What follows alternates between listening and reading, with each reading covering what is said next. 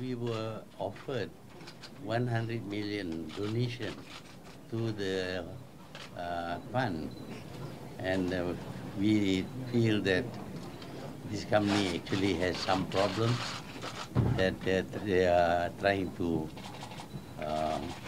influence the government. So we rejected.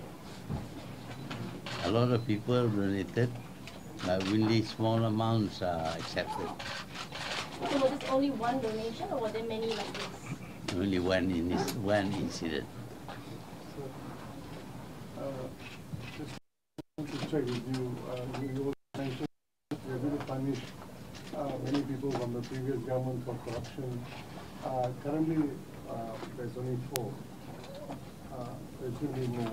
So, Well, there are lots of people involved, but we have to concentrate on a few first, because we are short-handed. We cannot deal with so many people who were corrupt in those days. So for the moment, we go for the big boys. But eventually, of course, when we have gathered enough evidence that can stand up in a court of law, then we will take action against them. So you have put a lot of things in place in the 6 months that you've been around. Do you think that the results against corruption is immediate, or do you foresee like it to be more effective in the long run? One thing that you have to admit is that today there is no report even in the press about corruption, whereas during the previous regime, almost every day people report about corruption, talk about corruption, put in the blog about corruption. But now I don't see anybody accusing the present government of corruption. Mr. Prime Minister, you did mention that the whole government machinery is at all levels having weaknesses. How long does it take to clean up the government? It's been 6 months now. We are in the process of reshaping the government. Actually, practically creating a new government. And of course, we need officers with experience. Unfortunately, some of the officers with experience were found to be corrupt. And one of them has already been charged, as you know, for corruption. But there are many more. As soon as we get evidence, we'll take action against them. But in the meantime, we have work to do to govern the country. We cannot just focus on corruption. We have to ensure that the government works well, gives the people the right kind of guidance, and also formulate new laws, repeal some of the old laws which were oppressive. So there is a lot of work to do. A lot of people have a lot of problems, of course, and we try to solve some of these problems as much as we can. Would there be any addition in the educational policy to instill anti-corruption policies? Yes, we believe that if we can build into citizens of this country a strong feeling against corruption, there will be less corruption. But there are some people, for the past government, who actually encourages corruption. And to do away with that is not easy. For example, the people will be given free money. Fishermen, for example, were practically paid a salary. We can't afford to do that because we don't steal money to give to people. We earn money through the usual taxes that are collected by government. And we have to use the money wisely. We don't have money to give to people. So we have to cut down. Unfortunately, the previous government's policy has affected the people in the sense that they have become dependent on the government, dependent on free money being given, not working to earn an income for themselves. With all these anti-corruption efforts, do you expect our ranking in anti-corruption indexes will be improved? I think it has already improved. So we will be ranked further Yeah, higher. but have they lowered our ranking? I haven't seen anything. What is our present rank today since the PH is through the country? I don't know.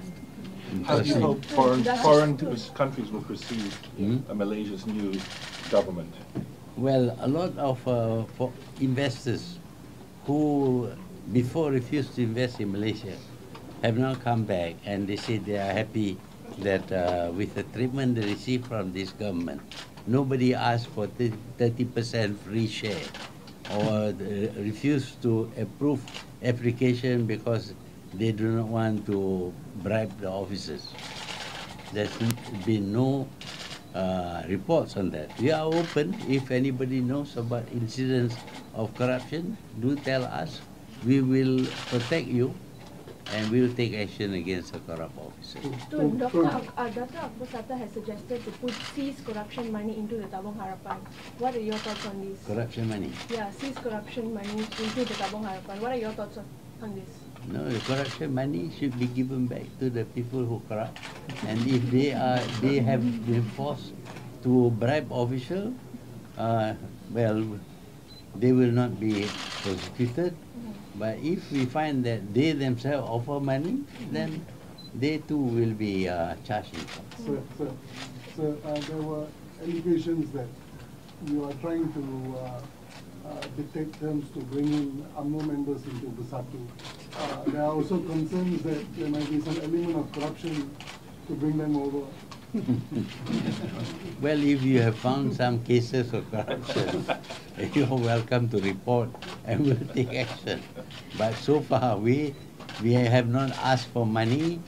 Indeed, we have stipulated that the condition for joining UMNO is for them to leave, condition for them to join Bersatu is for them to leave UMNO, become independent for a period of time, and then apply to become a member of our party. It's not going to be easy. For example, Datuk Mustafa was an independent, became an independent for some time before his application was approved. Were there any discussions that under the table deal for them to avoid any punishment for corruption? No. We have made no deals with criminals. Since Najib cases, the present government is taking revenge on it, especially Tun. So what do you think of that? Yeah, of course he will say that. What else can he say? But, I mean, the whole world knows it. Malaysia became known as a kleptocracy under him. And it is published all over the world, the Wall Street Journal, Sarawak Report. If he is free from corruption, then he could take action against those people. But he couldn't. He threatened them, but he couldn't take action. And now he is being charged based on reports, not just by the foreign press, but the agencies here actually trace the money, where it goes to. When you move a lot of money, there must be record. You can move $1 billion and there is no record. Then we don't know who owns it. But when money moves between banks, there will be a record. When you take money from the banks, there will be a record. When you fill in your checks and pay, there is a record on there is a paper trail for people who try to steal money through corruption. But he's still saying in his Facebook that was saying that He can say what he likes. If you want to believe, you're welcome to believe. But what will happen is, there must be evidence enough for him to be charged. Otherwise, they wouldn't charge him. And the thing is, whether a court of law would say that, oh, this money is from outside, from Arab Saudi. And when the people ask, how can you say that? Or they have evidence. What evidence? The Arabs have now come out and said they didn't give any money. So you mentioned that the government machinery had become so corrupt under the past administration, and now you're having to effectively build an entire new machinery. And this whole process is slowing down the government, the amnesty policy. And at a particular line to say that we still need civil servants? If not, they're going to get rid of how many civil servants before you're in government? Well, we did retain some of the civil servants for a time because we have work to do and they have to carry out the work, the instructions given to them. But as soon as possible, we remove them. So do you know what the progress of the other anti-corruption agencies in other countries, Switzerland, Hong Kong, Singapore, UK, France? What is the current situation of this? Well, we know Singapore has taken action, even closing banks in Singapore and accusing, actually collecting the money and giving it back to Malaysia.